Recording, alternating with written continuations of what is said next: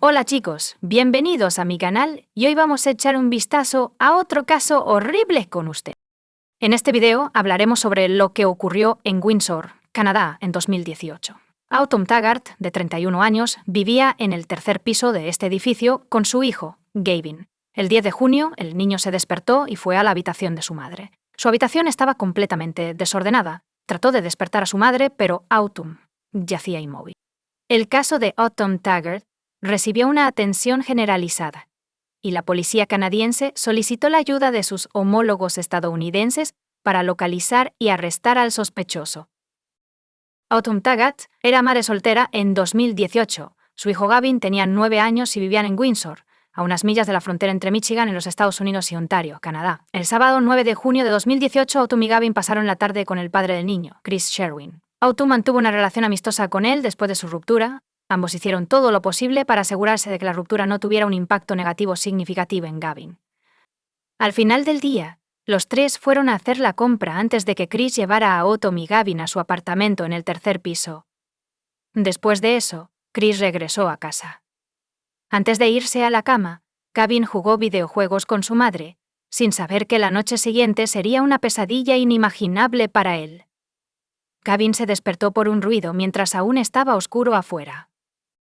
Se sobresaltó y abrió los ojos para ver a un hombre desconocido de pie junto a su cama. Antes de salir de la habitación de Gavin, el extraño le indicó que cerrara los ojos y durmiera. La habitación de su madre estaba detrás de una pared. Está a la derecha en esta imagen. Después de aproximadamente un minuto, Gavin escuchó su grito. El chico nunca había sentido tanto miedo antes. Unos minutos más tarde, el silencio se apoderó del aire. Su madre dejó de gritar y él se quedó dormido rápidamente.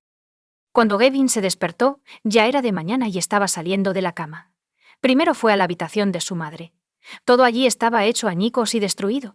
Autumn estaba acostada en la cama. Gavin, de 9 años, inicialmente creyó que su madre estaba durmiendo, pero cuando vio la sangre en su nariz, supo que estaba muerta. Lo sorprendió.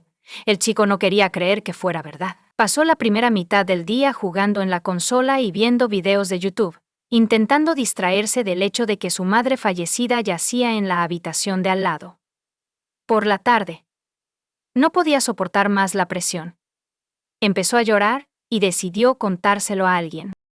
Después de entrar en la habitación de su madre, tomó su teléfono y usó Messenger para contactar a su padre. Le envió un mensaje diciendo que Autumn no se había despertado. Chris y su novia condujeron inmediatamente a la casa de Autumn y Gavin. Después de aparcar y salir de su coche, Chris notó a su hijo de pie detrás de una puerta corrediza de vidrio en el tercer piso. Chris no tenía una llave electrónica para entrar al edificio, entonces Gavin bajó y lo dejó entrar. Le pidió a su hijo que se quedara con su novia, mientras él investigaba por qué Autumn no se había despertado. Luego entró al apartamento y al dormitorio. Chris notó que Autumn estaba muy pálida. Tenía moretones en la cara y el cuerpo, y le estaba sangrando la nariz. El hombre marcó inmediatamente el 911. La policía y una ambulancia llegaron a la dirección que él proporcionó, pero los paramédicos se vieron obligados a declarar muerta a Autumn debido a las lesiones en su cuerpo y las señales de una lucha en el dormitorio. Estaba claro que no fue un accidente. Los investigadores comenzaron a buscar posibles pruebas en el apartamento. Mientras tanto, un especialista en interrogatorios de niños habla con Gavin y se entera de los invitados de la noche que le dijeron que se durmiera. El niño afirmó que escuchó los gritos de su madre, pero se detuvieron rápidamente. Describió al hombre que había visto en su habitación por la noche. El niño pensó que el hombre era blanco, de estatura promedio y tenía el cabello desordenado. Parecía como si acabara de levantarse de la cama. El chico testificó: creo que estaba delgado, pero no demasiado delgado. Creo que estaba delgado. Los expertos forenses que realizaron la autopsia determinaron que Autumn murió como resultado de la estrangulación. Alguien la golpeó antes de que muriera. Además, había lesiones en su área genital y se encontraron muestras de ADN masculino en su cuerpo. Entre otras cosas, la policía tuvo que responder a las siguientes preguntas: ¿cómo entró el autor en el piso? ¿Cuál fue su motivación? Y, lo más importante, ¿quién era el hombre que entró en el edificio? La gente necesitaba una llave electrónica. La policía descartó de inmediato la posibilidad de que el asesino fuera uno de los inquilinos del edificio, porque Gavin conocía a todos sus vecinos y el hombre que vio la noche del crimen no era ninguno de ellos. Además de obtener una llave electrónica para entrar al edificio, el perpetrador tuvo que entrar al apartamento de la víctima. Sin embargo, no había signos de entrada forzada en la puerta que conducía al apartamento de Autumn. Esto podría indicar que ella dejó entrar al perpetrador o que no cerró la puerta con llave.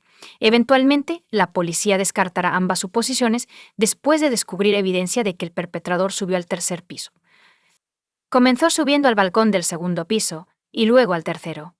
La puerta estaba abierta y entró al apartamento sin dificultad. Además de la muestra de ADN, la policía descubrió huellas dactilares cuyo propietario intentaban localizar. Solo 12 días después de que se descubriera el cuerpo, la policía reveló la identidad de la víctima con la esperanza de recibir pistas del público. Las autoridades han instado a cualquier persona con información que pueda ayudar en la investigación a que se ponga en contacto con los detectives. La noche del crimen, alguien notó un SUV negro nuevo, posiblemente un Honda Pilot, en el estacionamiento junto al edificio. Estuvo allí hasta alrededor de las 6 a.m. Los detectives sospechaban que el dueño del SUV estaba involucrado en la muerte de Autumn. Creían que primero subió al techo de su coche y luego subió más alto desde allí. Las esquinas del edificio tienen salientes decorativos repetitivos que podrían haber servido como escalones para el criminal al subir del segundo al tercer piso. El crimen ocurrió por la noche, por lo que los investigadores comenzaron a analizar la actividad de los teléfonos móviles en la zona donde vivía Autumn. En este caso, el hecho de que el crimen ocurriera por la noche simplificó la tarea porque la mayoría de las personas están dormidas a esa hora. Había pocos números de teléfono que estaban activos cerca de la escena del crimen. Durante la investigación, los detectives descubrieron que uno de los números de teléfono pertenecía a la vecina de Autumn. A pesar de vivir en el mismo edificio que Autumn, ella declaró durante la entrevista policial que no sabía nada. Sin embargo, no solo estaba hablando por teléfono en su apartamento, se había movido por la ciudad varias veces y apagó el teléfono alrededor de la misma hora en que alguien la mató. Estaba en su apartamento o cerca de él en ese momento. Era imposible decirlo con certeza porque siempre hay un margen de error al determinar la ubicación del teléfono, pero no había duda de que esta mujer estaba ocultando información a los detectives que investigaban el caso, así que fueron a hablar con ella de nuevo. Se llamaba Michelle, y insistió en que no sabía ni había oído nada. Pero la policía le advirtió que si ocultaba información crucial para la investigación, podría convertirse en cómplice del crimen. Por lo tanto, comenzó a hablar. Ella dijo que alrededor de las 2 a.m. Esa noche, un hombre que conocían como J contactó a su novio, quien estaba buscando comprar una sustancia ilegal y contratar a una chica escort. Los tres condujeron hasta el cajero automático, donde Jay sacó dinero en efectivo. Luego le dieron a Jay un poco de la sustancia. Michelle admitió que ella y su novio estaban lidiando con los problemas por su cuenta. Jay eventualmente les pidió que le vendieran más. Luego, según Michelle, ella dirigió a Jay al estacionamiento cerca de su edificio. La mujer admitió que ella y su novio tenían la intención de robar a Jay. Cuando llegaron al edificio, los tres consumieron sustancias ilegales, y Michelle y su novio decidieron huir con el resto. Curiosamente, antes de huir, Michelle escondió una bolsa de la sustancia en sus genitales. Afortunadamente, no hay detalles sobre cómo lo hizo. Pero vale la pena recordar este momento. Será necesario en el futuro. Según Michelle, ella y su novio huyeron, llevándose no solo la sustancia, sino también algo del dinero de Jay. Corrieron hacia la entrada del edificio y luego subieron a su apartamento, donde se encerraron, se sentaron en silencio y no encendieron las luces. Jay no pudo entrar al edificio porque no tenía una llave electrónica. No podía gritar ni tocar la bocina porque alguien habría llamado a la policía. Además, según Michelle, cuando miraron por la ventana, notaron marcas de zapatos en el techo del coche de Jay. El hombre se fue alrededor de las 6 a.m., y los investigadores asumieron que Jay se había metido en el edificio para encontrar a las personas que le robaron la sustancia y el dinero. Pero no tenía idea de dónde vivía Michelle. Así que probablemente entró al apartamento de Autumn por error. La policía ahora tenía el número de teléfono y la foto del sospechoso. Estas imágenes son de una cámara en la entrada del banco, donde estaba retirando dinero en efectivo para comprar la sustancia, así como de una cámara de cajero automático. Después de verificar el número de teléfono, los investigadores descubrieron que su nombre no era J. El verdadero nombre del hombre era Hitesh Bogal, y era un ciudadano canadiense de 27 años que vivía y trabajaba como ingeniero de desarrollo de automóviles en Warren, Michigan. También era propietario de un SUV Honda Pilot negro, y solía visitar Canadá casi todos los días. Para llegar a Windsor solo necesitaba cruzar el río por el puente o el túnel. Las autoridades pudieron rastrear sus movimientos y descubrieron que había salido de Canadá en la mañana del 10 de junio. El día que murió Autumn, él salió del país y no ha regresado desde entonces. Jitesh vendió su coche después de que la policía publicara detalles sobre el incidente del SUV negro en la casa de la víctima. La policía canadiense se puso en contacto con sus homólogos estadounidenses y pidió ayuda. Se enteraron de que Jitesh planeaba mudarse de Michigan al estado de Washington. Sus padres vivían en Kent.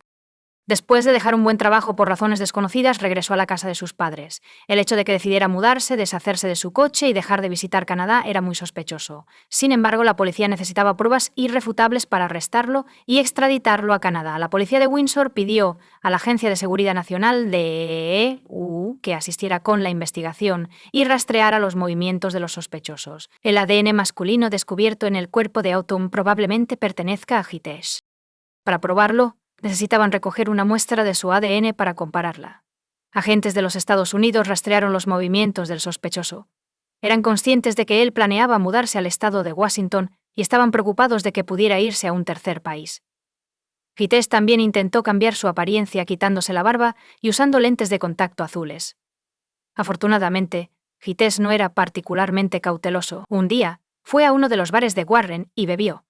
Cuando terminó su última clase y salió del bar, los agentes incautaron el vaso, obteniendo una muestra de su ADN. Tomó algún tiempo compararlo con la muestra del cuerpo de Autumn, pero los resultados no fueron inesperados.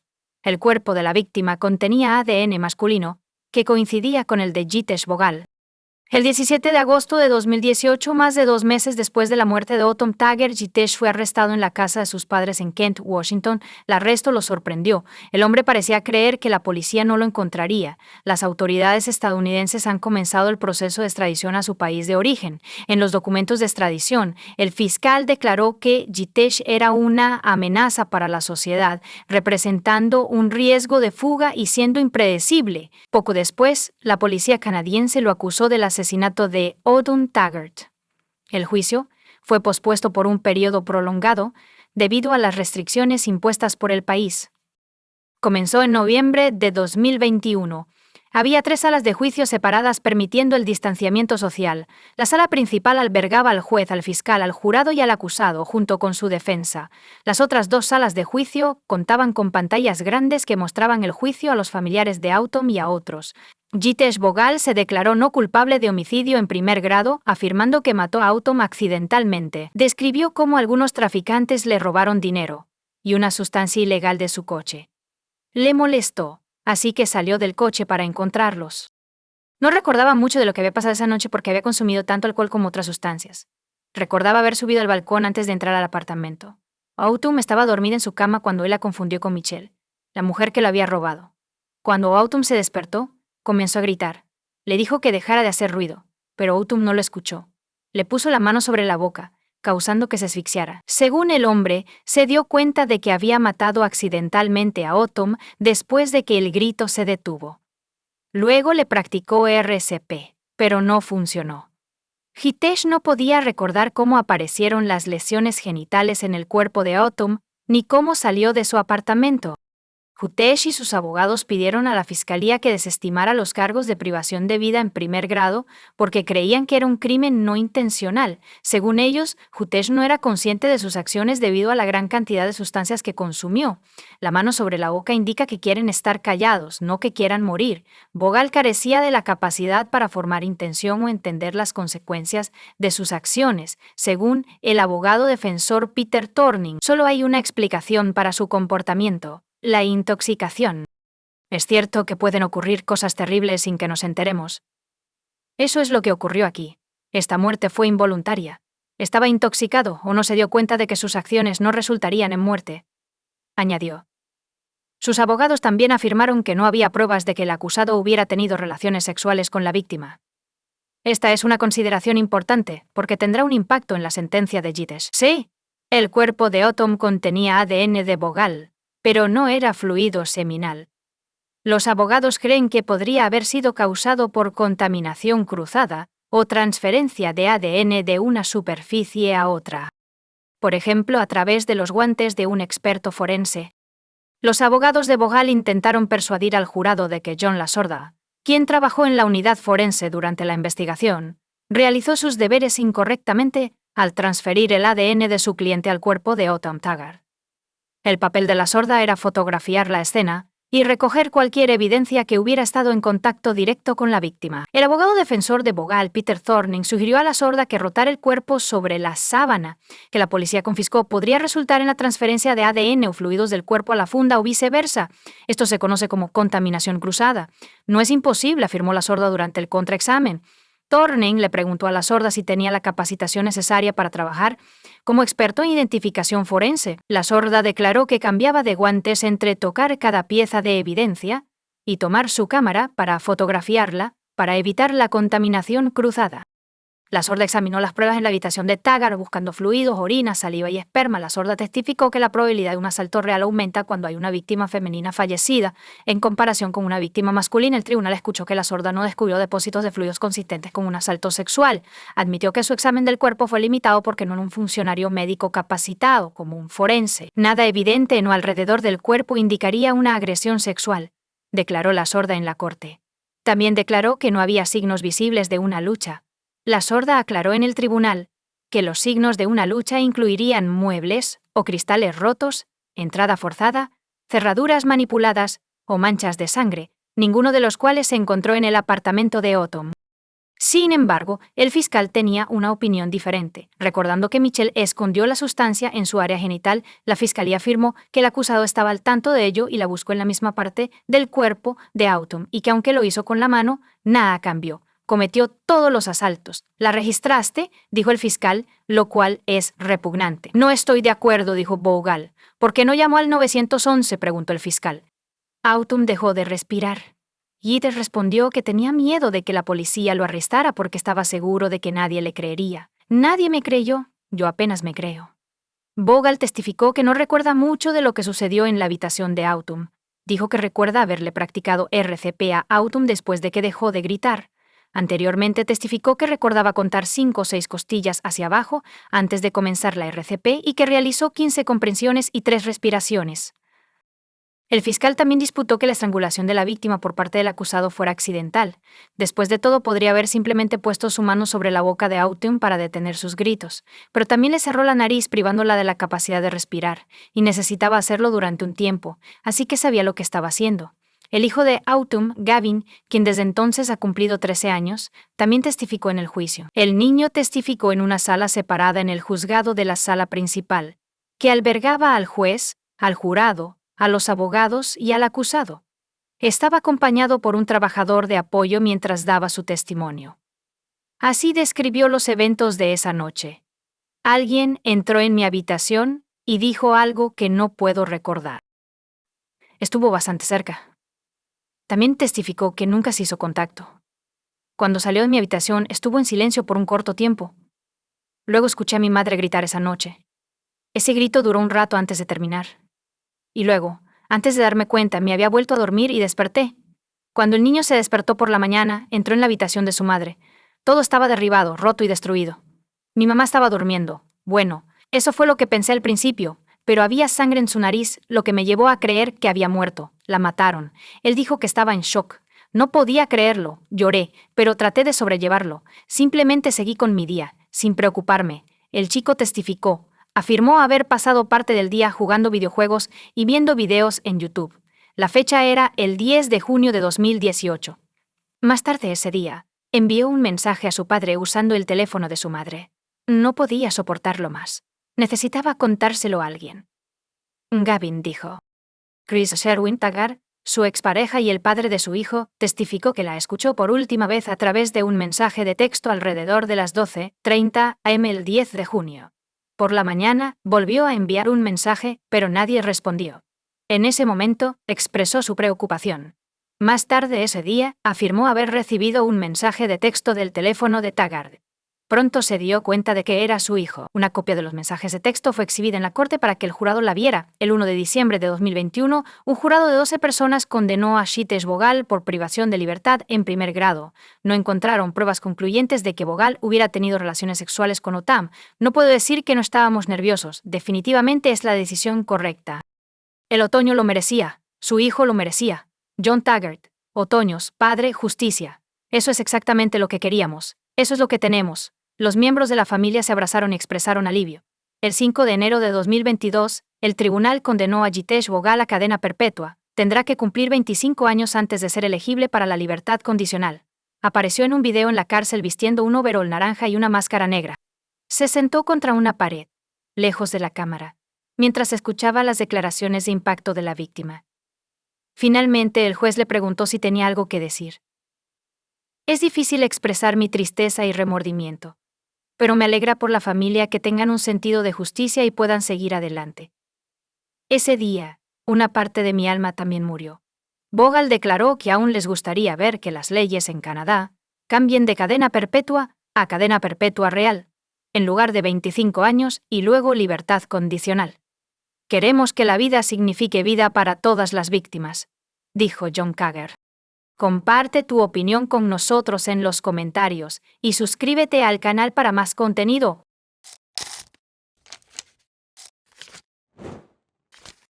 El 11 de agosto de 2008. El lunes, Sarah Whitmer, una higienista dental de 24 años, y su esposo de 27 años, Ryan Whitmer, un planificador deportivo, estaban en su casa en Fort Thomas, Kentucky. Sarah acababa de terminar su turno en una clínica dental, y Ryan también había terminado su jornada. La pareja, que se conoció a través de amigos en común, y rápidamente se volvió inseparable, pasó una tranquila velada juntos. Su relación había progresado desde una cita a ciegas en un pub, hasta comprar una casa, casarse, y estar en medio de la felicidad de los recién casados después de solo 4 meses de matrimonio, mientras miraban hacia su futuro, que incluía planes para una luna de miel en Costa Rica y unas vacaciones en Cancún.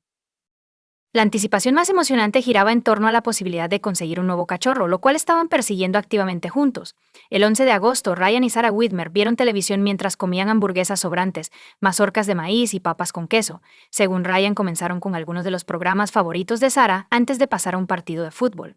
Sarah luego decidió tomar un baño en el baño del dormitorio principal. Ryan recordó que ella le pidió que revisara las puertas antes de acompañarla arriba.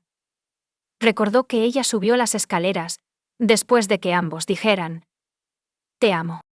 Camina de puntillas como solía hacer con frecuencia. A las 10:49 p.m. esa noche Ryan marcó el 911, la llamada duró 7 minutos, le dijo al despachador del 911 que su esposa se había quedado dormida en la bañera en su casa en Monroe, Ohio. Ryan informó al despachador que su esposa se había quedado dormida en la bañera, creo que estaba abajo, acabo de subir aquí y ella estaba boca abajo en la bañera. Ryan le dijo al despachador que había estado viendo televisión abajo y subió para encontrar a Sarah boca abajo en la bañera. Mencionó que ella frecuentemente se quedaba dormida en la bañera.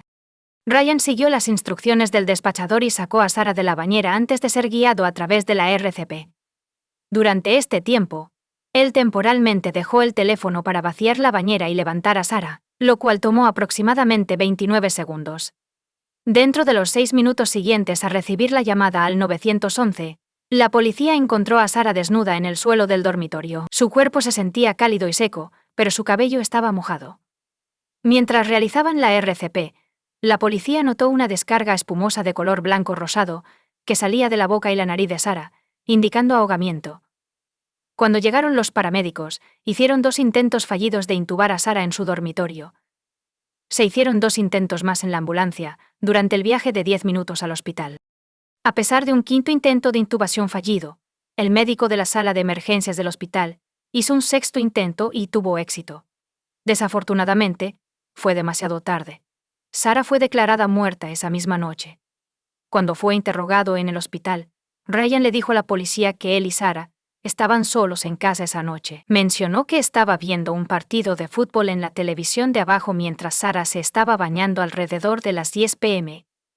y expresó su preocupación a la policía de que temía que ella se quedara dormida en la bañera. Cuando le preguntaron si Sarah se había quedado dormida en la bañera, Ryan dijo que no, pero que sí tenía la costumbre de quedarse dormida en lugares inusuales. A pesar de la afirmación de Ryan a la policía de que encontró a Sarah en la bañera y asumió que se había quedado dormida, las autoridades se mostraron sospechosas. Cuando llegaron a la casa, notaron que la piel de Sarah estaba seca, pero su cabello estaba mojado. Los detectives notaron inconsistencias en el relato de Ryan, particularmente durante la llamada al 911, cuando describió encontrar a Sarah boca abajo en la bañera. Había preocupaciones sobre una posible contradicción porque creían que Ryan le dijo a la enfermera en el hospital que la encontró boca arriba. Durante la búsqueda en la residencia de los Grandes Espejos, las fuerzas del orden descubrieron varias discrepancias que generaron más preocupaciones. El suelo del baño, la alfombra del baño y la toalla en el suelo estaban todos secos. La bañera estaba mayormente seca, con solo unas pocas gotas visibles cerca del desagüe. Notablemente, no se encontraron toallas mojadas en la casa. La policía descubrió inconsistencias adicionales en el relato de Ryan. Ryan les había dicho inicialmente que estaba viendo un partido de fútbol de los Cincinnati Bengals en la televisión de abajo mientras Sarah se bañaba. Sin embargo, al inspeccionar, el televisor de abajo no estaba sintonizado en ese canal. En cambio, el televisor del dormitorio estaba sintonizado en el canal especificado. La policía también descubrió manchas de sangre en la alfombra del dormitorio, donde Sarah había sido encontrada tendida en el suelo cuando llegaron. Estos hallazgos levantaron sospechas y se sumaron a la creciente lista de inconsistencias en el relato de Ryan sobre lo que sucedió esa noche. El doctor Russell Updegrove, el forense del condado de Warren, realizó la autopsia a Sarah, y sus hallazgos revelaron que la causa de su muerte fue ahogamiento.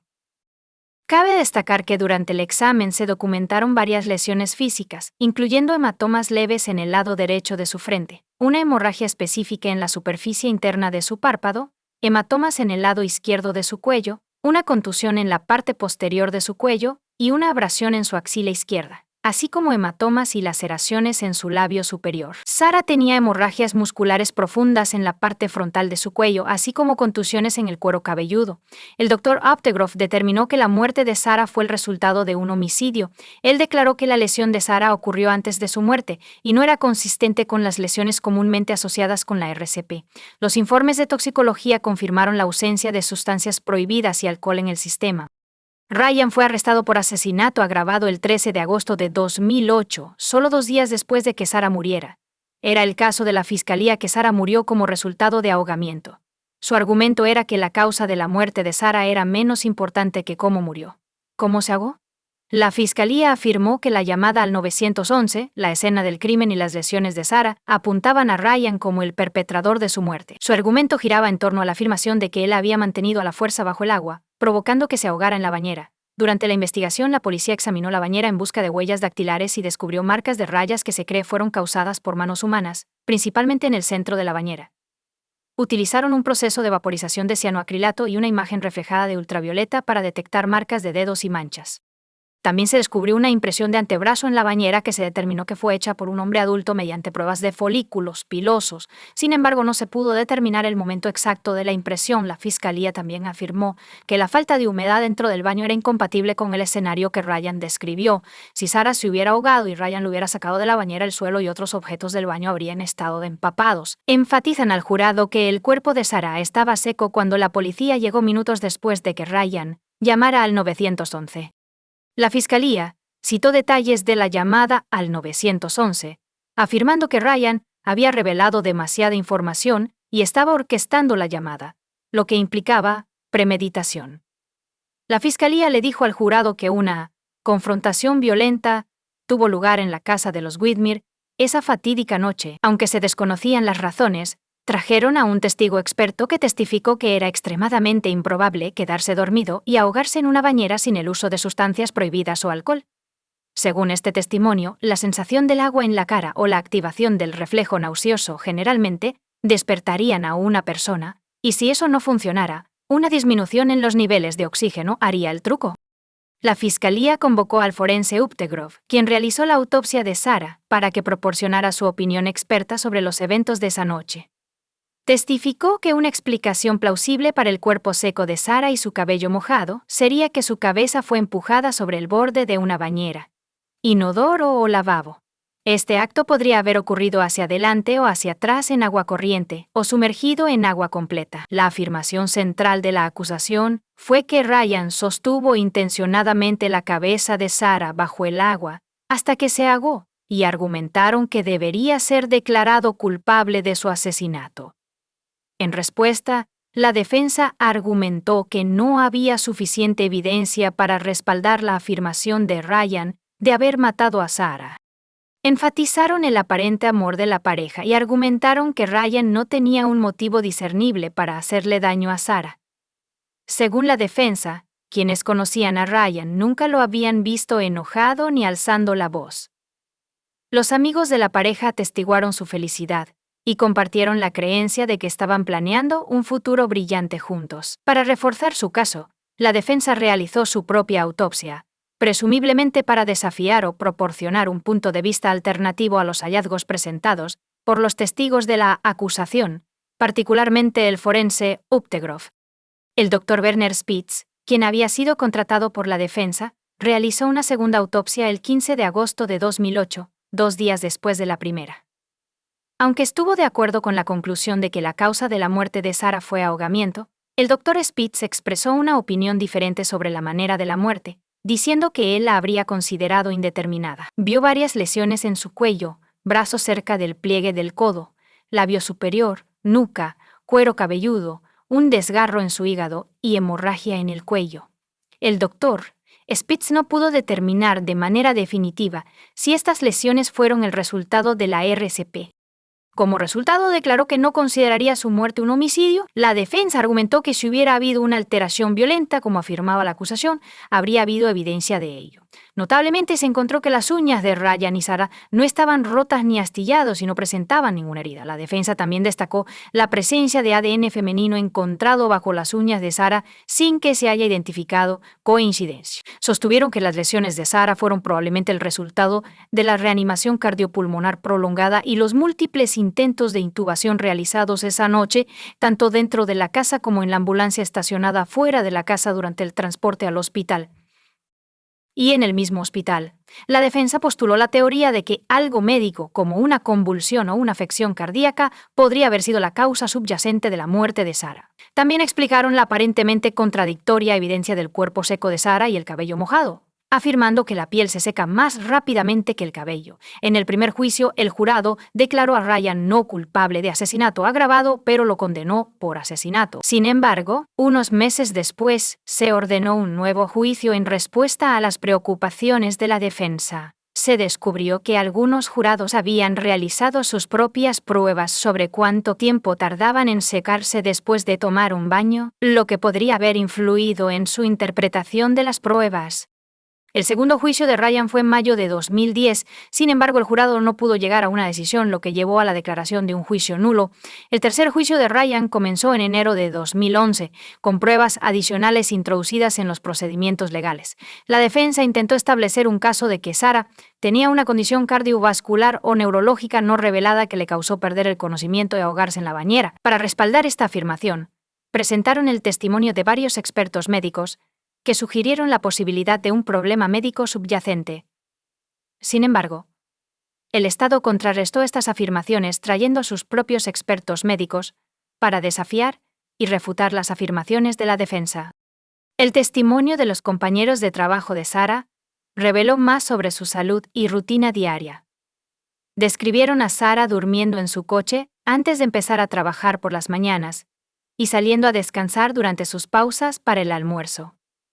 Los colegas también revelaron que sufría de alergias y tenía dolores de cabeza y de estómago. En al menos una ocasión, sus dolores de cabeza fueron lo suficientemente severos como para causarle visión borrosa, obligándola a retirarse a una habitación oscura hasta que los síntomas desaparecieron. El doctor Benjamin Mesmer, un dentista en la consulta de Sarah, subió al estrado y testificó que estuvo presente cuando ella murió. Recordó que ella se quejaba de un dolor de cabeza y de estómago ese día. El testimonio de los amigos de Sarah pintó un cuadro de su tendencia a quedarse dormida en lugares inesperados, como durante un juego o en medio de discusiones grupales. Una de sus amigas sospechaba que tenía narcolepsia, un trastorno del sueño caracterizado por somnolencia excesiva, parálisis del sueño, alucinaciones y en algunos casos cataplejía. En contraste, la madre de Sarah, Ruth, y Stewart testificaron para la acusación. Ella declaró que nunca había notado nada inusual en los hábitos de sueño de su hija. Sarah, sin embargo, sí experimentó dolores de cabeza. Ruth creía que eran el resultado de problemas inusuales. Según el testimonio de Ruth, habló con Sarah el día que murió cuando ella salía del trabajo, y Sarah no mencionó tener dolor de cabeza. Ruth declaró que no había antecedentes familiares de convulsiones, enfermedades cardíacas o problemas cardíacos. Sarah tenía un soplo cardíaco y un paladar hendido cuando era bebé, pero un informe de examen físico de junio de 2008 no mencionó la presencia continua del soplo cardíaco. Además, no se mencionó ninguna afección cardíaca, defecto neurológico o enfermedad en el informe. El testimonio de Jennifer Cruz proporcionó un relato importante y potencialmente perjudicial. Según sus declaraciones, contactó a Ryan mientras estaba en prisión después de ver un episodio de Dateline sobre su caso. Ella afirmó que el 26 de octubre de 2009, a las 11 o las 6, Ryan la llamó y confesó el asesinato. Jennifer testificó que Ryan dijo: «Yo lo hice. Lo hice, maté a Sarah. Lo hice». Jennifer testificó que Ryan tuvo una acalorada discusión con Sarah en su sala de estar sobre su supuesta infidelidad, el consumo de alcohol, el tabaquismo y la pornografía. La discusión supuestamente se intensificó en el piso de arriba, o Sarah le informó a Ryan que su matrimonio había terminado. Según Jennifer, la confrontación se volvió física, con Ryan supuestamente diciendo: «Nadie me deja, y me refiero a nadie». El testimonio de Jennifer tomó un giro más oscuro cuando describió la supuesta admisión de violencia por parte de Ryan. Jennifer Ryan admitió haberle dado un puñetazo a Sarah en el pecho durante su confrontación, lo que hizo que ella cayera hacia atrás y se golpeara la cabeza. Ryan afirmó haberse desmayado, y cuando despertó, descubrió a Sarah en el suelo, inconsciente y sin respirar, con el cabello mojado. Además, Jennifer afirmó que durante la llamada al 911, Ryan solo fingió realizar la RCP porque sabía que Sarah ya estaba muerta, lo que hacía inútil la resucitación. A pesar de esta impactante revelación, Jennifer continuó comunicándose con Ryan después de su conversación inicial. Ryan no informó a la policía sobre la conversación incriminatoria hasta después de que su segundo juicio fue declarado nulo. En respuesta al testimonio de Jennifer, la defensa intentó socavar su credibilidad. Presentaron pruebas de su anterior adicción a medicamentos recetados y condenas por robo menor, intentando sembrar dudas sobre la veracidad de sus declaraciones y motivaciones. La defensa presentó un escenario desafiante, afirmando que no podían explicar de manera definitiva qué causó que Sarah se ahogara esa noche. La defensa instó al jurado a considerar todos los hechos del caso, enfatizando que Ryan no tenía un motivo aparente para hacerle daño a Sarah. A pesar de estos argumentos, Ryan fue finalmente condenado por asesinato y sentenciado a 15 años de prisión a cadena perpetua. Curiosamente, uno de los jurados en el tercer juicio citó el comportamiento de Ryan en la corte como un factor principal en su veredicto de culpabilidad. El jurado observó que Ryan no reaccionó cuando se mostraron fotos de la autopsia en la corte, lo que implica que su falta de respuesta emocional influyó en la percepción de su culpabilidad. Comparte tu opinión con nosotros en los comentarios y suscríbete al canal para más.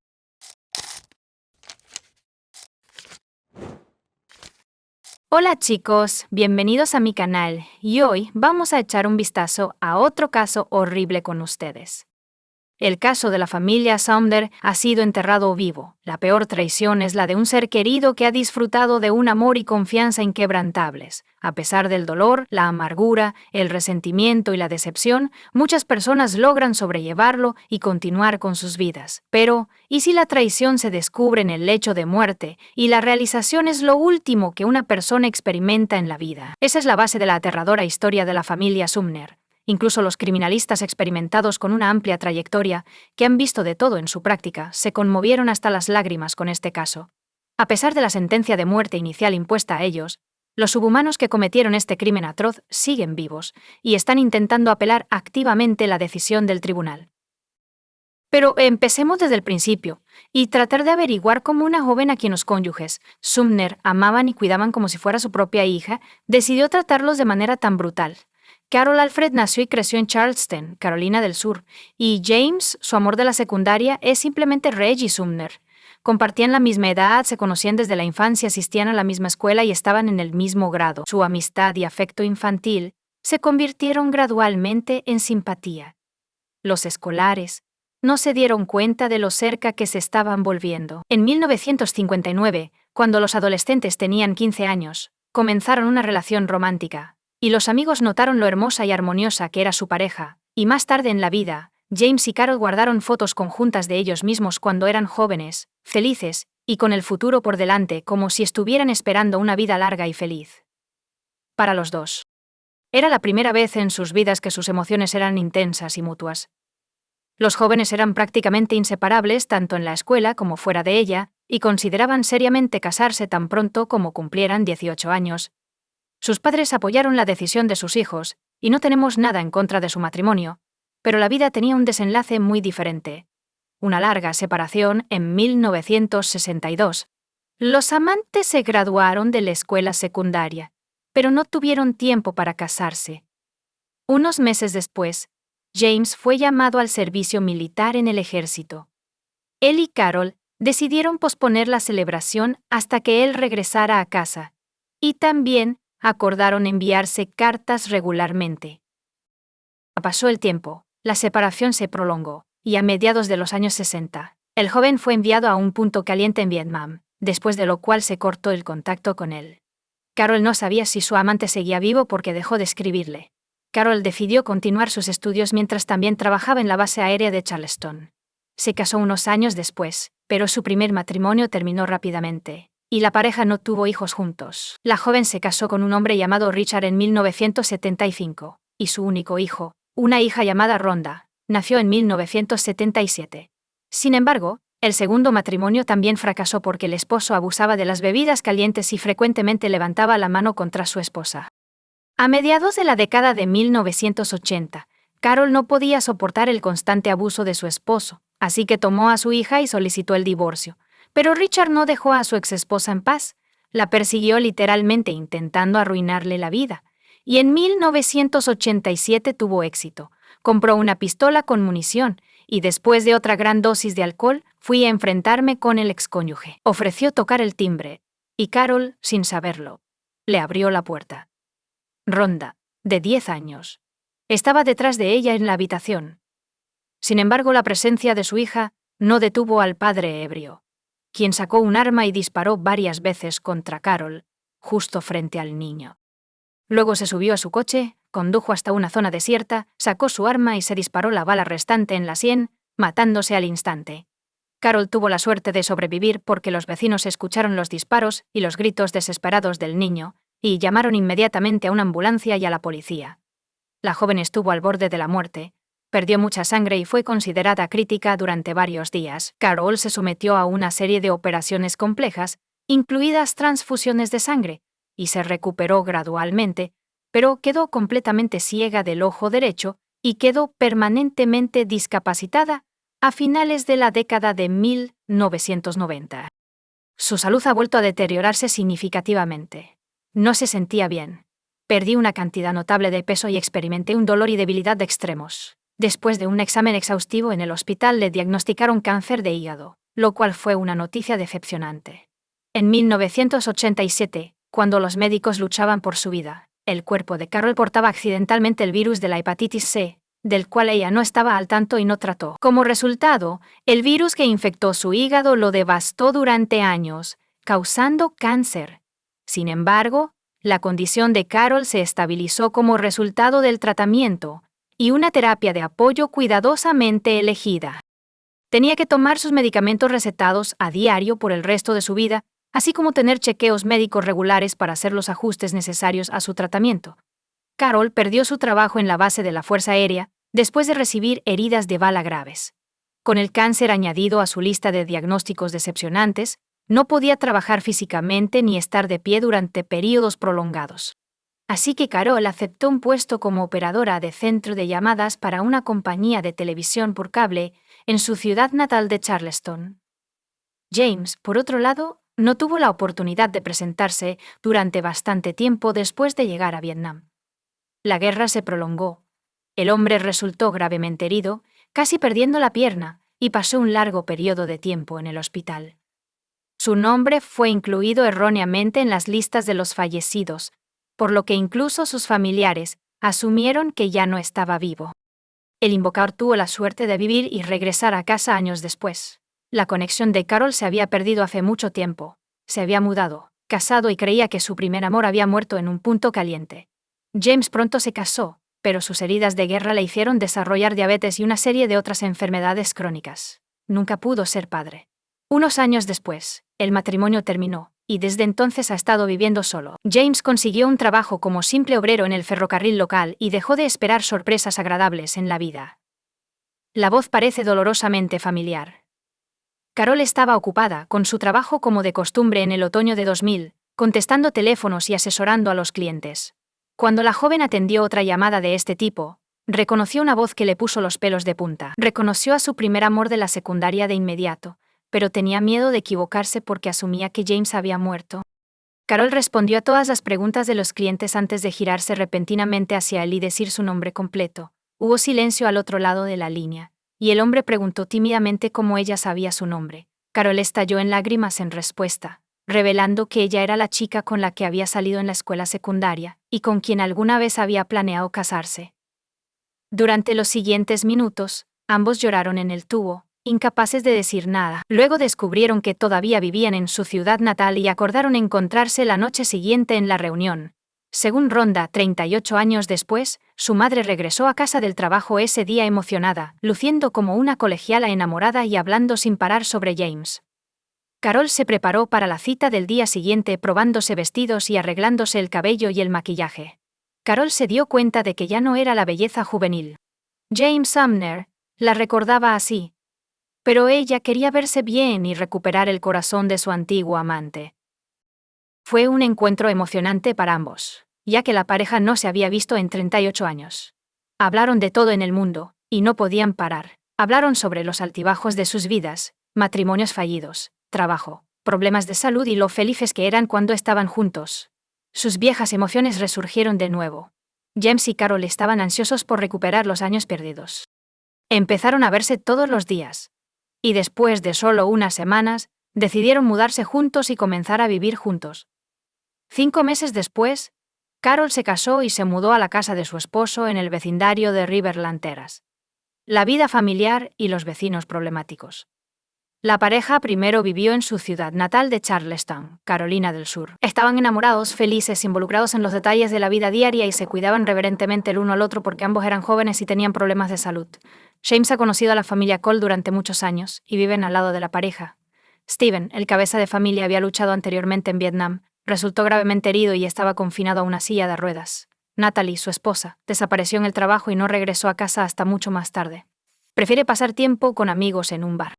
Tiffany, su hija, fue dejada a su suerte desde una edad temprana, frecuentemente merodeando por la calle sin nada que hacer y sin dinero ni siquiera para unas pocas monedas. Tiffany todavía estaba en la escuela secundaria y de buen humor cuando James y Carol se mudaron por primera vez. Carol inmediatamente simpatizó con la chica vecina. Realmente sentía pena por la escolar, que había sido rechazada por su propia madre, Carol, de todas las maneras posibles durante 5 años. Tiffany la invitó a unirse a su familia para el almuerzo y la cena, que estaban deliciosos. Ocasionalmente le compraba ropa a la niña, e incluso le daba dinero para gastos menores. Carol la trataba como si fuera su propia hija, colmándola de cariño y atención. Cuando los Sumner decidieron vender su marca de coches, la furgoneta Chevrolet Lumina, Tiffany preguntó si podía pagar a plazos. Como la chica no tenía dinero y necesitaba el coche, la pareja acordó darle el vehículo por casi nada. La cantidad acordada era ridícula, dividida en una docena de pagos repartidos a lo largo de un año, una reubicación forzada y una desaparición misteriosa. A principios de 2005, los Sumner decidieron trasladarse al soleado estado de Florida. Fue una medida forzada porque la salud de ambos cónyuges se había deteriorado significativamente, y los médicos les recomendaron mudarse al sur y más cerca del océano. Ambos estaban jubilados en ese momento, así que tomaron la decisión de hacer un cambio significativo en sus vidas. Carol y James vendieron su espaciosa casa en Charleston y compraron bienes raíces en Jacksonville, la ciudad más grande y poblada de Florida. También compraron un nuevo Lincoln Town Car. La pareja estaba muy contenta y se instaló en un nuevo entorno, haciendo planes para su vida futura juntos. Carol llamaba a su hija adulta Rhonda todos los días, contándole sobre su vida y compartiendo sus pensamientos y planes. Como resultado, la niña se sorprendió y emocionó un día de junio de 2005. Su madre no llamó ni respondió a sus llamadas. Al principio, Rhonda apartó los pensamientos negativos y esperó que todo estuviera bien con su madre y su esposo y que la llamaran pronto. Sin embargo, al día siguiente, la situación seguía sin cambios. Rhonda llamaba a su madre al celular de James cada media hora, pero los teléfonos ya no funcionaban, y el contestador de su teléfono en casa sonaba, pero todos los mensajes quedaban sin respuesta. En el tercer día, Rhonda decidió conducir ella misma a otro estado para ver cómo estaban su madre y su padrastro. Salió temprano por la mañana y condujo durante aproximadamente 5 horas antes de llegar a la casa de Sumner. La ausencia de un coche fue lo primero que notó Rhonda, pero estaba lejos de ser la única rareza. Cuando la chica se acercó a la puerta principal, descubrió que estaba entreabierta. La casa estaba en silencio, con una luz encendida en una de las habitaciones. Aunque el sol brillaba intensamente afuera, Rhonda llamó a su madre y a James, pero no hubo respuesta. Luego entró en la cocina, donde descubrió una mesa puesta para dos con comida que parecía haber estado allí durante al menos 3 días. Parecía que los dueños se habían reunido para cenar, pero habían abandonado abruptamente la comida y se habían ido a otro lugar. Además, la casa en sí estaba hecha un completo desastre. Con objetos esparcidos por todas partes y algunas puertas y armarios dejados abiertos, parecía que se había buscado algo, pero ¿qué era y quién era? En la mesita de noche de la pareja. Algunos medicamentos eran esenciales para ellos. Estaban las pastillas para el cáncer de su madre, que él tomaba 3 veces al día, así como una botella de insulina, que James tomaba cada hora. Además, los teléfonos celulares de la pareja estaban completamente muertos. Rhonda se dio cuenta de que sin sus medicamentos y teléfonos celulares, su madre y su padrastro no podrían salir de la casa, y mucho menos por un período prolongado de tiempo. Así que llamó de inmediato a la policía para informar del incidente. Extraños impostores, la pareja en su coche, fueron rápidamente añadidos a la lista de los más buscados, y las tarjetas bancarias de Carol y James fueron bloqueadas el mismo día. Los primeros días de la búsqueda no produjeron resultados, y ni los Sumners ni ningún testigo en el camino pudieron ser localizados. Sin embargo, el 12 de junio, varios eventos ocurrieron simultáneamente, lo que permitió a la policía rastrear a los criminales. Primero, un hombre llamó a uno de los bancos, se identificó como el señor James Sumner, y se quejó de que su tarjeta había sido bloqueada y no podía retirar efectivo. Cuando el empleado del banco verificó la información de la tarjeta, inmediatamente sospechó que algo estaba mal. Le ofreció al señor Sumner que se pusiera en contacto personalmente con la sucursal bancaria más cercana para resolver el problema.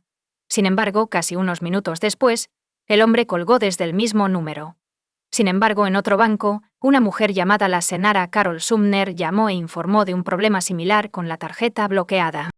Cuando se le pidió que viniera al banco en persona, se negó rotundamente, alegando que no podía hacerlo debido a problemas de salud, pero que necesitaba desesperadamente dinero en ese momento, y pidió acceso a sus ahorros, lo cual, por supuesto, fue denegado. La información sobre las llamadas, así como las grabaciones de las propias llamadas, fueron entregadas inmediatamente a la policía ese mismo día. Se le reprodujeron a Rhonda en la estación, quien confirmó que las voces no eran las de su madre ni de su padrastro. Esto era obvio desde el principio, ya que ambos cónyuges estaban en sus 60, y sus voces sonaban demasiado jóvenes. La policía asumió que los impostores eran directamente responsables de la desaparición de los convocadores. O bien secuestraron a la pareja y la mantuvieron cautiva, o la mataron. El coche de la pareja desaparecida fue descubierto abandonado en un camino desierto en una zona boscosa, unos días después de haber sido extorsionados por información sobre cuentas bancarias y tarjetas. No había signos de sangre ni de lucha en la cabaña. Los expertos descubrieron marcas de cabello y sudor en el maletero que resultaron ser de ambos cónyuges. Cuando la policía investigó las transacciones bancarias de la pareja, quedó claro que habían sido secuestrados en el maletero de su propio coche y había pocas esperanzas de encontrarlos con vida. Resultó que se había retirado dinero de su tarjeta varias veces después de que los secuestradores dejaron de contactar a su hija. Después de revisar las grabaciones de la cámara de seguridad del cajero automático, se descubrió que el dinero fue retirado por un joven que no pudo ser identificado. Además, se solicitó rastrear todas las llamadas del número que utilizaron los impostores para llamar al banco. La tarjeta SIM se compró sin contrato con Repaid Time poco antes de la desaparición de los esposos. No fue posible determinar el nombre del comprador en este caso, pero se descubrió que el 6 de junio se realizó una llamada desde este número a una empresa de alquiler de coches. Resultó que un huésped de uno de los hoteles alquiló un Mazda RX-8 a nombre de Tiffany Cole, y fue en este coche donde un joven desconocido luego condujo hasta los cajeros automáticos y retiró dinero de las tarjetas de los Sumners. Retiró $1.00 de la tarjeta de la mujer y casi $3.00 de la tarjeta de su esposo. Los investigadores descubrieron que previamente habían mencionado un Mazda RX-8 estacionado en un hotel en Charleston, gracias a los balizas instaladas en todos los coches de alquiler para rastrear su ubicación. Inmediatamente se despachó un equipo de captura y literalmente irrumpieron en la habitación donde los atacantes estaban descansando, celebrando su impunidad. Jóvenes matones, la habitación estaba literalmente llena de paquetes y recibos de diferentes tiendas, ropa, gadgets, videojuegos, cosméticos, perfumes y una gran cantidad de alcohol caro estaban entre los artículos comprados. Una chica y 2 chicos estaban dentro, claramente desprevenidos para la llegada de la policía. Tiffany Cole, de 23 años, su novio Michael J. Jackson, de 24 años, y Alan Wade, de 19 años, estaban todos presentes. Las esposas se cerraron alrededor de las muñecas de los jóvenes, dejándolos con una expresión de sorpresa, confusión e incluso miedo. Los 3 fueron llevados a la comisaría y separados en diferentes habitaciones para ser interrogados. Sin embargo, al principio, fingieron no entender las acusaciones o simplemente permanecieron en silencio. Una búsqueda en la habitación reveló las tarjetas bancarias de Sumner, la laptop de la pareja, algunas joyas de Carol, la costosa colección de monedas de James, las llaves de su Lincoln Town Car y recibos de la casa de empeño a nombre de Tiffany Cole. Después de varias horas de interrogatorio, la anciana, Sumner y Tiffany pudieron empeñar algunas de las joyas robadas y gastar el dinero con amigos. Tiffany fue la primera en hablar después de que se presentaron las pruebas irrefutables descubiertas en la habitación del hotel. La chica sollozaba y afirmaba que ella y sus amigos robaron a la pareja de ancianos, pero no hicieron nada más antes de huir y gastar el dinero de otras personas.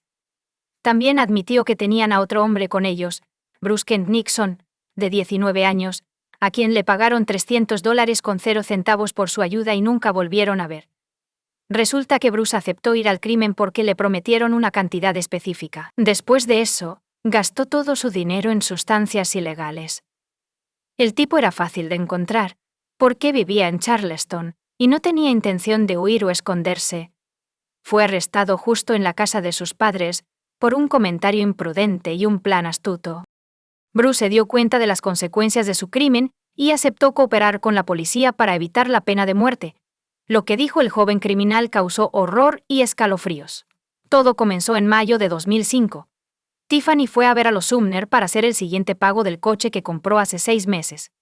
La chica siempre se acercaba a ellos personalmente, porque son acogedores. Carol y James la invitaron a quedarse una noche o unos días, le dieron comida deliciosa e incluso le regalaron cosas. Si venía con amigos, siempre había suficiente espacio en la casa y en la mesa. Tiffany llegó esta vez con su nuevo novio, y los dos fueron amablemente invitados a cenar. Y como era tarde, la pareja pasó la noche en casa de Sumner. Durante la comida, los sureños discutieron cómo se establecieron en su nuevo entorno, y Carol mencionó inadvertidamente que les quedaban casi $100.00 después de vender la casa de Charleston, lo que les permitía vivir para ellos mismos en su vejez, sin privarse de nada, ni preocuparse por nada. Las palabras de Carol efectivamente sentenciaron a muerte a ella y a su esposo. Tiffany y Michael se miraron. Y durante la noche, mientras estaban en la casa de la pareja, comenzaron a planear cómo obtendrían esta impresionante suma de dinero. Se despidieron y regresaron a Carolina del Sur, donde, en unas pocas semanas, descubrieron cómplices que distribuyeron roles y responsabilidades y comenzaron a llevar a cabo el plan detrás de las confesiones criminales. Tiffany alquiló un coche discreto el 6 de junio, mientras Bruce y Alan robaban 4 palas de algún lugar.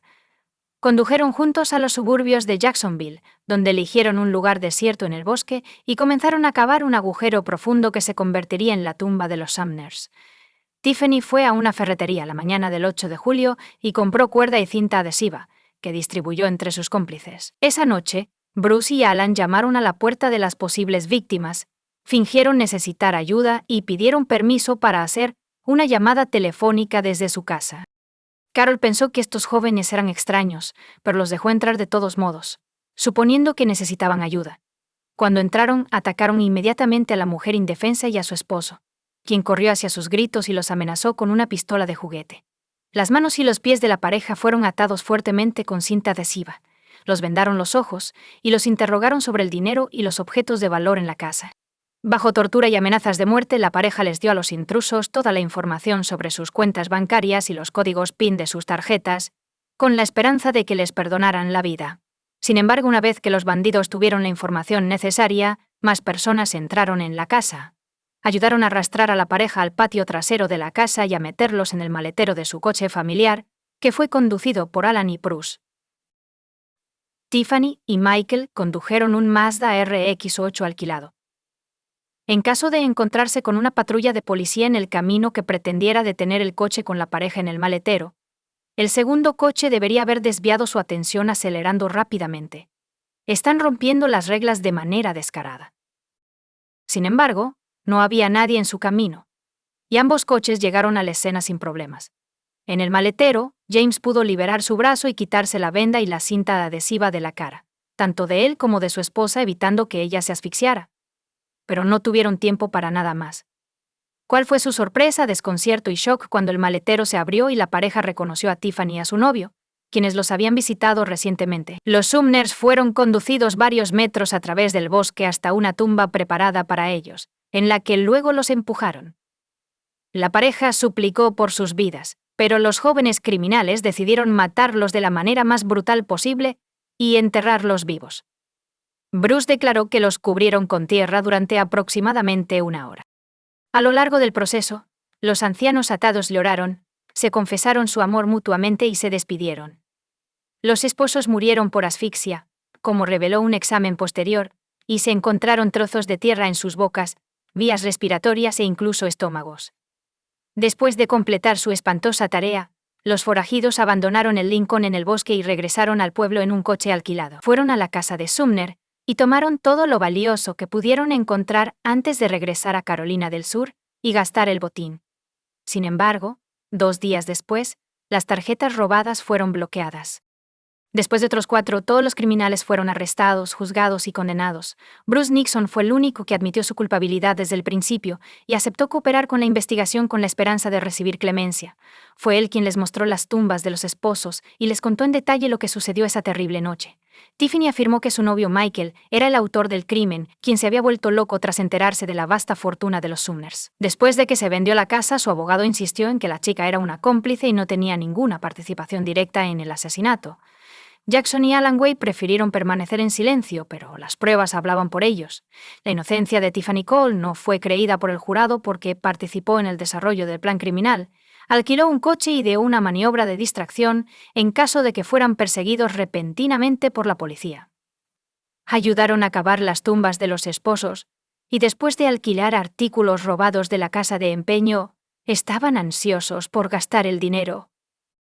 Esto fue demostrado por una gran cantidad de fotos que tomó vistiendo la ropa comprada y en una limusina alquilada por los criminales para celebrar su éxito. Como resultado, Bruce Nixon recibió una sentencia de cadena perpetua sin posibilidad de libertad condicional.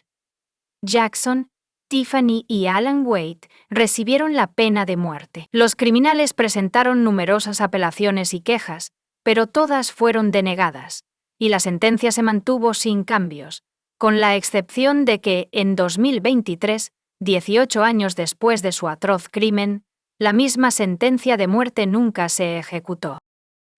Comparte tu opinión con nosotros en los comentarios y suscríbete al canal para más contenido.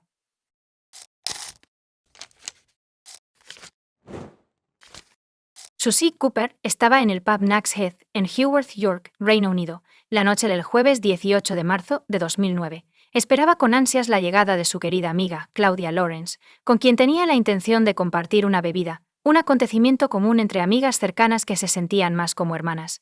Susie esperó pacientemente, pero Claudia no aparecía por ningún lado. Susie le envió un mensaje de texto a Claudia, preocupada de que pudiera estar llegando tarde.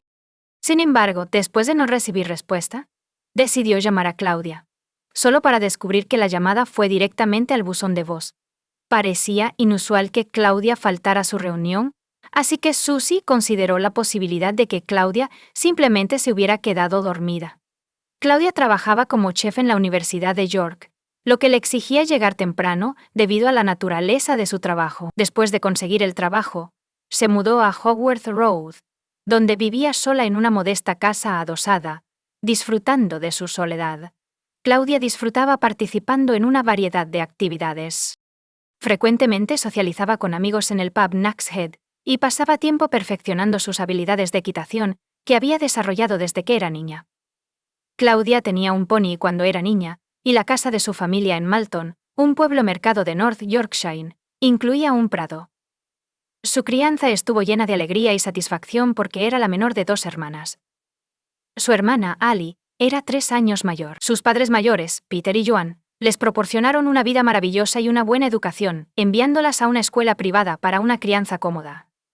Aparte de las comodidades materiales, Claudia y su hermana aprendieron los profundos valores de la bondad y el amor. Su hogar se convirtió en un refugio para los animales necesitados, inculcando en Claudia una actitud compasiva y cariñosa que llevó a la adultez. A pesar del divorcio de sus padres cuando ella era adulta, Claudia se mantuvo cercana tanto a su padre, un abogado en el pueblo, como a su madre. Claudia no se presentó en Nags Head esa fatídica noche, y Susie se preocupó cada vez más ya que no había tenido noticias de ella. Susie decidió revisar a Claudia de nuevo a la mañana siguiente, sintiendo que era extremadamente inusual que Claudia faltara a una reunión sin comunicarse. Esta vez, su intento de llamar a Claudia resultó en un descubrimiento más inquietante. El teléfono de Claudia estaba apagado. Susie se alarmó de inmediato, porque Claudia era conocida por llevar siempre su teléfono consigo y por estar enviando mensajes constantemente. Susie, preocupada por el bienestar de Claudia, contactó a Peter y le expresó su incapacidad para localizarla. También preocupado, Peter aceptó ir a la casa de Claudia a investigar la situación. Persisten los temores de que Claudia haya estado involucrada en un accidente en casa o, peor aún, haya enfrentado una posible amenaza de un intruso. Peter tomó la iniciativa de contactar a la Universidad de York, donde Claudia trabajaba como chef y tenía programado trabajar el jueves. Desafortunadamente, la noticia que recibió fue perturbadora. Claudia no se presentó a trabajar ese día. Cuando Peter llegó a la casa de Claudia, notó que sus zapatillas estaban ordenadamente colocadas junto a la puerta, los platos estaban apilados y su cama estaba perfectamente hecha. Su pasaporte y las tarjetas bancarias estaban presentes, al igual que las joyas que solía llevar fuera del trabajo. Su teléfono y su mochila estaban notablemente ausentes. Claudia siempre llevaba su mochila al trabajo, que usaba para transportar su uniforme de chef. Esto planteaba la inquietante posibilidad de que ella hubiera salido para trabajar el 18 de marzo como estaba previsto, y su falta de llegada sugería que algo había salido mal en el camino. Reconociendo la urgencia de la situación, Peter contactó de inmediato a la policía, denunciando oficialmente la desaparición de Claudia. El caso reveló sus peculiaridades desde el principio, lo que provocó una respuesta inusual por parte de la policía. A pesar de la edad de Claudia, de 35 años, y la falta de signos evidentes de juego sucio, la policía lanzó una búsqueda inmediata. En los casos que involucran a adultos, particularmente cuando no hay evidencia obvia de mala conducta, las autoridades pueden adoptar un enfoque más paciente, teniendo en cuenta la posibilidad de que los individuos tomen un descanso o un tiempo para sí mismos y reaparezcan más tarde. Sin embargo, en el caso de Claudia, los policías estaban inclinados a pensar lo contrario. Claudia había sido vista por última vez un miércoles, después de hablar por teléfono con Peter y Joan esa misma noche. Más allá de ese punto, su paradero era un misterio, sin pistas discernibles. Reconociendo la gravedad de la situación, la policía respondió rápidamente, enviando a casi 200 oficiales para buscar en el área alrededor de la casa de Claudia y la ruta que normalmente toma para ir al trabajo. También investigaron minuciosamente los eventos del día en que fue vista por última vez, con la esperanza de encontrar cualquier ocurrencia inusual que pudiera arrojar luz sobre su desaparición. Claudia fue captada por las cámaras de seguridad saliendo del trabajo justo después de las 2:30 el miércoles anterior. Su caminata de 45 minutos para hacer su tarea fue capturada en video por varias cámaras de CCTV. Durante su caminata, echó una carta al correo y un colega que la vio le ofreció un aventón. Claudia rechazó la oferta, regresó a casa poco antes de las 3 p.m. Entró brevemente y fue vista caminando hacia su casa nuevamente 15 minutos después. Más tarde esa noche, Claudia hizo una llamada telefónica rutinaria a su padre, Peter, y luego otra a su madre, Joan. Ambas conversaciones fueron insignificantes, sin contenido alarmante o angustiante, y siguieron el patrón habitual de sus interacciones. Claudia mencionó durante la llamada con Joan que se iba a acostar pronto para prepararse para un turno temprano, que comenzaba a las 6 a.m. Hablaron sobre cómo estaban viendo el mismo programa de televisión, ubicación y planes para el Día de la Madre. Claudia terminó la llamada con un casual "buenas noches", un intercambio aparentemente rutinario que trágicamente marcó la última conversación entre John y su hija. Claudia envió un mensaje de texto a las 8:23 p.m. Claudia no respondió a un mensaje de texto enviado, aproximadamente una hora después por un amigo de Chipre.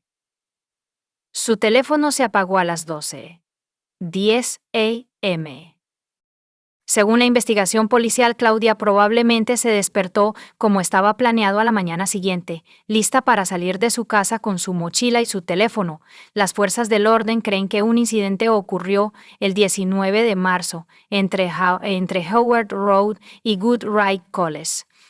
Un ciclista informó haber visto a una mujer parecida a Claudia conversando con un hombre cerca de la subestación eléctrica de Melrose Gate a las 5:35 a.m., lo que proporcionó información importante. Este horario coincidía con la presencia habitual de Claudia en ese lugar, ya que el puente estaba a solo 10 minutos a pie de su casa.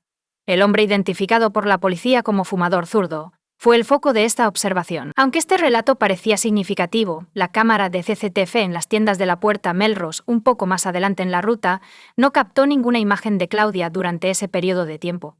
Otro testigo informó haber visto a un hombre y una mujer discutiendo en la franja de césped junto a un vehículo estacionado en University Way. Alrededor del momento en que Claudia debía comenzar a trabajar, a pesar de los esfuerzos policiales, incluidas las búsquedas en la zona y los llamados públicos para obtener información, nadie se presentó con información irrelevante sobre los avistamientos. Las investigaciones no revelaron nada sobre el destino de Claudia. No había una escena del crimen identificable, y seguía sin estar claro si Claudia había estado desaparecida desde la noche del miércoles, o si realmente se fue a trabajar el jueves por la mañana. Las circunstancias misteriosas que rodean la desaparición de Claudia se volvieron más complejas, dejando a los investigadores y a quienes se preocupan por ella en un estado de incertidumbre. Varios errores en el manejo del caso de Claudia obstaculizaron los esfuerzos de búsqueda. Un error notable fue la distribución de una fotografía de Claudia con el cabello rubio en Internet y a través de agencias de noticias. Claudia tenía el cabello oscuro cuando desapareció, sin embargo. Esta tergiversación puede haber causado confusión a aquellos que intentaban identificarla. Claudia no poseía un teléfono inteligente y no tenía cuentas en redes sociales, lo que agravó la situación. La falta de rastros digitales dificultó que la policía rastreara sus últimos movimientos, limitando su capacidad para establecer una cronología completa de los eventos que llevaron a su desaparición. La policía investigó las grabaciones de CCTV en las cercanías de la casa de Claudius y descubrió detalles intrigantes. El miércoles a las 7:15 p.m., un hombre con una mochila entró en el callejón detrás de la casa de Claudius y se quedó solo un minuto. Lo que añadía a la rareza era su costumbre de retroceder y esperar a que un transeúnte pasara antes de salir, lo que implicaba un deseo de no ser visto. Luego, a las 5:07 a.m. del jueves, otro hombre fue detenido después de entrar y salir del mismo callejón en menos de un minuto. Debido a la baja calidad de las imágenes, no estaba claro si era la misma persona en ambas ocasiones. Extrañamente, ningún hombre se presentó en relación con los avistamientos. A las 5:42 a.m., las imágenes de las cámaras de seguridad muestran un Ford Focus de color claro conduciendo por Howard Road hacia la casa de Claudia.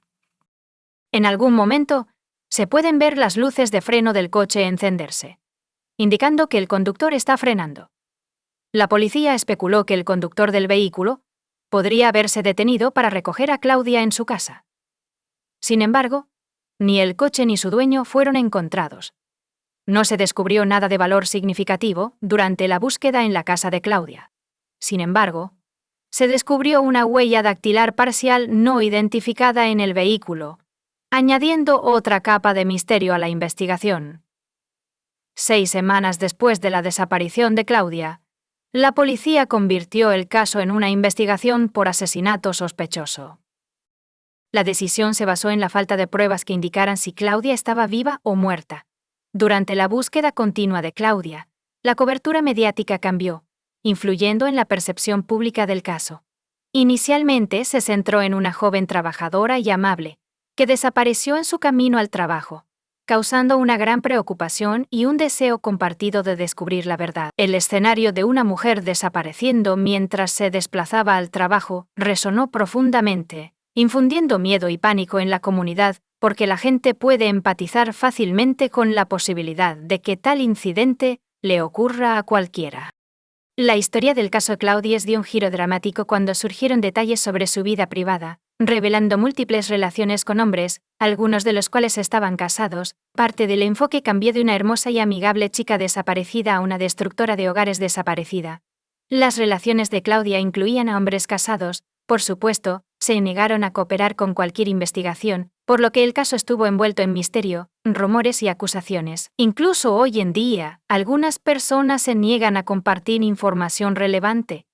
La relación de Claudia no debería haber afectado ninguna de las coberturas. Claudia era una mujer soltera sin hijos, y sus relaciones no deberían haber sido el tema de titulares y fragmentos de sonido. Aquellos que conocían a Claudia la describieron como una amiga cariñosa y atenta. La única razón por la que sus relaciones importan es si alguno de los hombres estuvo involucrado en su desaparición o no. Y es por eso que el secreto que rodea algunas de esas relaciones ha obstaculizado los esfuerzos para localizar a Claudia. La verdad es que esa noche de miércoles puede que no haya dormido en su propia casa. Puede que haya conocido a alguien, pero no han revelado esta información. La pregunta que hay que hacerse es ¿por qué no? Desafortunadamente no se han proporcionado respuestas, y la desaparición de Claudia sigue sin resolverse y es un completo misterio. En un desarrollo significativo, 5 años después de la desaparición de Claudia, el caso avanzó en 2014. La policía realizó sus primeros arrestos y registró lugares relacionados con la investigación. Se registró una casa en North Shields, Tyneside, y se excavó un sótano en un pub de Aecom, en Nueva York. Notablemente, el teléfono de Claudia había sido rastreado en la zona en las semanas previas a su desaparición. La investigación sobre la desaparición de Claudia dio varios giros, incluyendo el arresto de un hombre de 59 años, bajo sospecha de asesinato, y un hombre de 46 años bajo sospecha de obstrucción a la justicia. No obstante, ambos individuos fueron liberados sin cargos. Un año después, 4 hombres que frecuentaban el pub Next Head fueron arrestados bajo sospecha de asesinato. Desafortunadamente, el caso no se siguió debido a la falta de pruebas. Debido a la falta de hallazgos concluyentes, el caso Claudius sigue envuelto en misterio e incertidumbre. La búsqueda de la verdad ha estado llena de pistas falsas y callejones sin salida. La familia de Claudia, que la adoraba, ahora mantiene la esperanza de que alguien se presente algún día con información vital. Hasta entonces, el destino de su amada hija y hermana es desconocido, dejándolos con la esperanza perdurable de que surjan respuestas y se cierre este misterio de larga data. Comparte tu opinión con nosotros en los comentarios y suscríbete al canal para más.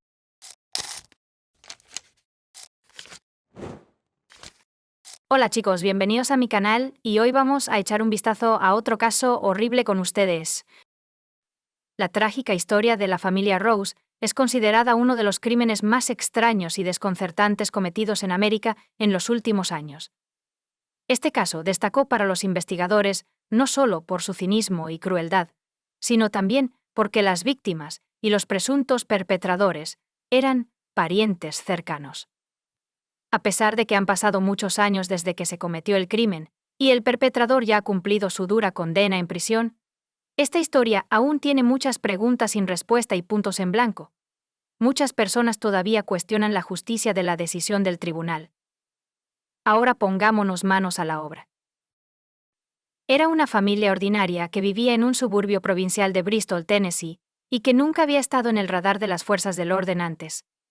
Curtis y Lena Maria Ross, una pareja de ancianos que habían vivido juntos durante más de 40 años, lideraban la familia. Tenían 2 hijas adultas y 6 nietos, pero nos centraremos en los miembros de la familia que estuvieron directamente involucrados en este caso de alto perfil. Entonces, en el momento del crimen, los ancianos propietarios, Curtis y Lena Maria Rose, estaban presentes en la casa y sus alrededores, junto con su hija mayor, Tosha Milhorn, de 39 años, su esposo James y 6 hijos. Tosha y James tenían 2 hijos en común, y los otros 3 eran herederos de una relación anterior. Una niña vecina pasó por la casa para jugar con ellos. Cabe destacar que Tosha y James, junto con sus hijos, pasaron aproximadamente 2 meses viviendo en la casa de los padres de Tosha, mientras su propia casa estaba siendo renovada. Más tarde, otro protagonista clave de esos eventos, Seth Denton, de 19 años, llegó a la casa. Era el hijo mayor de Tosha, pero su relación con su madre y su padrastro era tensa, por decirlo menos, y evitaban comunicarse entre sí de cualquier manera posible. Su encuentro más reciente terminó trágicamente, según los vecinos. La pareja Rose era muy feliz y próspera. Su hija Tosha estaba felizmente casada con James, quien trabajaba como mecánico de automóviles y disfrutaba restaurando coches antiguos. La carnicería tuvo lugar en la casa familiar de la pareja Rose. Los oficiales de policía que respondieron a la llamada, más tarde, lo describieron como la peor escena del crimen que jamás habían visto y la más sangrienta en la historia de su tranquilo condado. Los cuerpos de dos mujeres, Lena Maria y Tosha, madre e hija, fueron descubiertos en la casa disparadas casi a quemarropa. Tosha estaba sentada en una silla junto a la mesa del comedor, mientras su madre yacía en el suelo entre la mesa y el refrigerador. James, el esposo de Tosha, también yacía en el umbral de la casa, gravemente herido y siendo trasladado de urgencia al hospital. A pesar de los esfuerzos de los médicos, el hombre murió como resultado de graves lesiones internas y pérdida de sangre. No hubo heridos entre los niños de la casa. Lo más probable es que no fueran el objetivo del tirador o simplemente estuvieran fuera de su campo de visión durante la masacre de los adultos. Casi inmediatamente después del crimen, la policía recibió 2 llamadas telefónicas consecutivas. La primera llamada fue del propietario de la casa, Curtis Rose, quien informó que su nieto mayor, Seth, había cometido un tiroteo y luego huyó de la escena. Pero luego Seth llamó, contando una versión diferente de lo que había sucedido y echándole toda la culpa a su abuelo Curtis. Además, Seth tenía una herida en el brazo, y Curtis admitió haberle disparado, alegando que estaba tratando de detener a su nieto y evitar que huyera de la escena de la masacre. Seth Denton, el presunto asesino, fue detenido en un hospital después de buscar atención médica por la herida. La investigación luego buscó reconstruir los trágicos eventos y determinar qué ocurrió realmente en la casa de la familia Rose. Sorprendentemente, solo se utilizó una versión como base para la investigación, y la segunda versión recibió una consideración seria solo unos años después. El 29 de agosto de 2015, alrededor de las 6:00 p.m., los residentes de las casas cercanas a la escena del crimen escucharon una serie de disparos. Nadie prestó mucha atención porque había bosques cercanos donde se permitía cazar animales salvajes y aves. Más tarde, uno de los vecinos declaró que le preocupaba la cantidad de disparos y luego el silencio, pero no creía que fuera una buena razón para llamar a la policía. Otro vecino testificó en el juicio que, además de los disparos, escuchó gritos y salió al porche de su casa para ver qué estaba pasando. En ese momento, notó a un joven corriendo por el camino desde la casa del vecino hasta un coche estacionado en la carretera. Estaba siendo perseguido por otro hombre, pero el testigo tenía una visión limitada de lo que estaba sucediendo debido a los árboles a lo largo del camino. Solo vio al tipo saltar al coche. Luego se escucharon 2 disparos, y el coche se marchó. Solo unos minutos después, los vecinos escucharon sirenas y vieron a la policía y a los vehículos de emergencia acercándose a la casa de Rose. Poco después, un helicóptero de ambulancia aérea aterrizó en el césped frente a la casa, listo para recoger a James, que aún estaba vivo. Todo era como una película, y ninguno de los testigos sabía lo que estaba pasando. Los oficiales de policía que llegaron fueron recibidos por el anciano propietario de la casa, quien estaba sosteniendo un arma de fuego. Más tarde se descubrió otra arma que le pertenecía en su dormitorio. Curtis proporcionó su versión de los hechos, que se utilizó como base para la investigación, y se pensó durante mucho tiempo que era la única. Curtis afirma que no había razón para fingir problemas ese día. En su casa y la de su esposa, vio a su hija, su yerno y sus nietos, así como a un niño vecino que vino a jugar. Estaba trasteando con su remolque en el patio trasero de la casa. Escuchó disparos, pero, como la mayoría de los vecinos, no prestó mucha atención, asumiendo que eran cazadores en el bosque. De repente, su nieto mayor, Seth, apareció en el remolque, sin previo aviso y emocionado. El joven dijo que había ocurrido una tragedia, y le pidió que contactara a los servicios de emergencia. Curtis siguió inmediatamente a su nieto dentro de la casa, donde descubrió los cuerpos de su esposa e hija. Curtis inmediatamente pensó en los niños en la casa. Estaban en la otra habitación, aterrorizados, pero ninguno de ellos resultó herido. Los llevó al fondo de la casa y los encerró para que no pudieran ver el horror que estaba ocurriendo dentro. Mientras Curtis estaba llamando al 911, Treskiak notó que su nieto salía corriendo de la casa y se dirigía hacia la carretera. El propietario sacó su arma y comenzó a perseguir a Seth, creyendo que era el asesino. Cuando Seth se subió al coche, el abuelo disparó 2 tiros. Una bala hizo añicos la ventana trasera sin alcanzar al conductor, mientras que la segunda golpeó a Seth en el hombro izquierdo. A pesar de sus heridas, logró escapar, pero después de llegar a la casa más cercana, Seth se detuvo para llamar a la policía y reportar lo que había sucedido. El sheriff local, que estaba llevando a cabo una investigación, estaba desconcertado. La escena del crimen parecía tan extraña e ilógica que no podía recordar ningún caso similar. En un informe de última hora, afirmó que los investigadores tenían una tarea difícil por delante al reconstruir toda la escena del crimen. Tras el arresto de Seth Denton, fue necesario para determinar por qué el joven trataba a los miembros de su familia con tanta crueldad. Sorprendentemente, tal motivo fue descubierto rápidamente. Seth era el hijo mayor de Tosha, a quien había dado a luz cuando era muy joven. Su relación con el padre del niño no funcionó, y su hijo fue criado principalmente por sus abuelos. Mientras la joven resolvía su vida personal, algunos informes indican que Tosha sufría de trastorno afectivo bipolar y visitaba la clínica de manera regular. Su hijo también podría heredar esta enfermedad. El niño albergaba un profundo resentimiento hacia su madre, a quien rara vez veía. Con el tiempo, este sentimiento evolucionó hacia el odio, que Seth expresaba frecuentemente a amigos y familiares. Después de graduarse, el chico decidió unirse al ejército, y cuando regresó a casa un año después, se volvió a instalar con sus abuelos. Sin embargo, el joven pronto se dio cuenta de que quería empezar su propia vida y se mudó a la ciudad, donde alquiló un pequeño apartamento con un amigo. Consiguió un trabajo en un restaurante de comida rápida local, pero poco antes de la tragedia, fue despedido. La familia y los amigos hablaban muy bien de Seth, señalando que no tenía tendencias violentas, no se asociaba con malas compañías y nunca había roto la ley. A pesar de estas características positivas, los detectives creían que la principal motivación de Seth para el crimen era su desagrado hacia su madre y su actual pareja. Según la investigación, los eventos de ese día se desarrollaron de la siguiente manera. Alrededor de las 5:00 p.m., Seth condujo su coche hasta la casa de sus abuelos. Llevaba una chaqueta de camuflaje y tenía un rifle semiautomático en el coche. Dejó el coche al borde de la carretera y entró en la casa por la puerta trasera, llevando el arma. Seth luego disparó varios tiros, matando a su madre y abuela e hiriendo gravemente a su padrastro, antes de dejar la chaqueta y el rifle junto a la puerta trasera y dirigirse a la casa de su abuelo para pedirle que llamara a la policía. Nunca se determinó el orden en que se dispararon los tiros porque Seth negó toda culpabilidad. Además, no estaba claro por qué le pidió a su abuelo que contactara a la policía en lugar de huir de la escena del crimen. Se supone que sus objetivos principales eran su madre y su padrastro, y el hombre asesinó a su abuela como testigo innecesario. La principal evidencia que probaba la culpabilidad de Seth en el caso fue su chaqueta y rifle encontrados en el umbral de la puerta trasera de la casa, manchas de sangre en sus zapatos y balas descubiertas en su coche. Sorprendentemente, se descubrieron aproximadamente 100 cartuchos de munición, pero nadie se preguntó por qué necesitaba tantos, si solo pretendía matar a 2 personas. Otra característica inusual fue el momento. Según el abuelo, Seth salió apresuradamente de la casa después de que él y su nieto entraron y vieron la terrible escena. Curtis encontró y rescató a los niños, llamó a la policía, sacó su arma y finalmente alcanzó a su nieto y le disparó 2 veces.